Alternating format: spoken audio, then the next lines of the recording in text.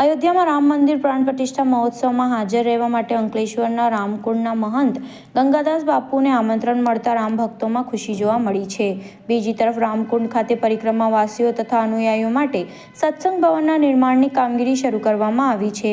રામકુંડ તીર્થને પ્રવાસન સ્થળ તરીકે વિકસાવવા માટે તંત્રની મંજૂરીની મોહર મળી છે। આને કામગીરીના શ્રી ગણેશ કરાયા છે।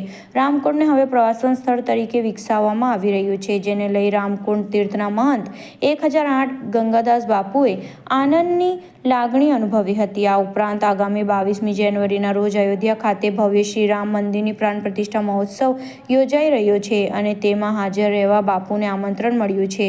તેમણે જણાવ્યું હતું કે તેઓ આ શુભ પ્રસંગના સાક્ષી બની રહ્યા છે, ત્યારે 22 જાન્યુઆરીએ દરેક નાગરિકને દિવાળી તરીકે ઉજવવા વધારે ઘરે મંદિર દીપોત્સવ યોજી બની દિવાળી તરીકે ઉજવવા માટે પણ અપીલ કરી હતી।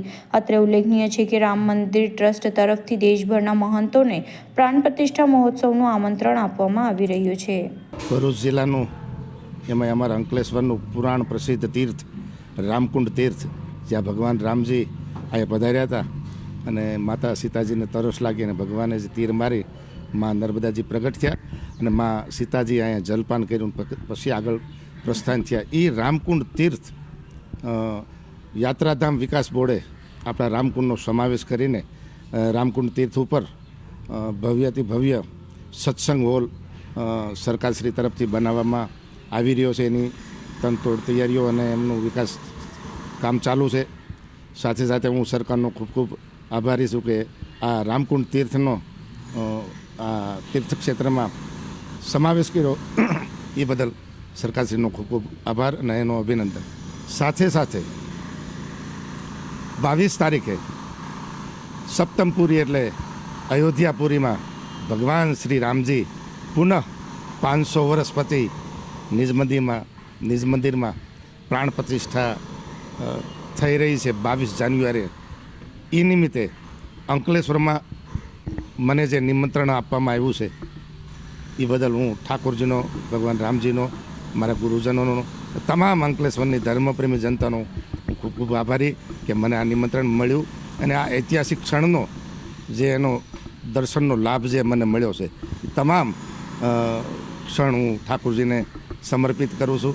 સાથે સાથે અંકલેશ્વરથી અયોધ્યાની મારી જે રામયાત્રા છે એ કેવલ મારી એકલાની યાત્રા નથી, પણ તમામ અમારા અંકલેશ્વરની તમામ ધર્મપ્રેમી જનતાની હું મારી નિજ આંખે તો દર્શન કરીશ જ, પણ સાથે સાથે એ મારી આંખો નહીં હોય પણ મારા અંકલેશ્વરની આંખોથી હું ઠાકોરજીના દર્શન કરીશ અને ભગવાનને હું પ્રાર્થના કરીશ કે પ્રભુ તમે મને બોલાવ્યો એમ મારા અંકલેશ્વરની જનતાને પણ આપના દર્શન માટે બોલાવે એવી ભગવાનના શરણોમાં હું પ્રાર્થના કરીશ।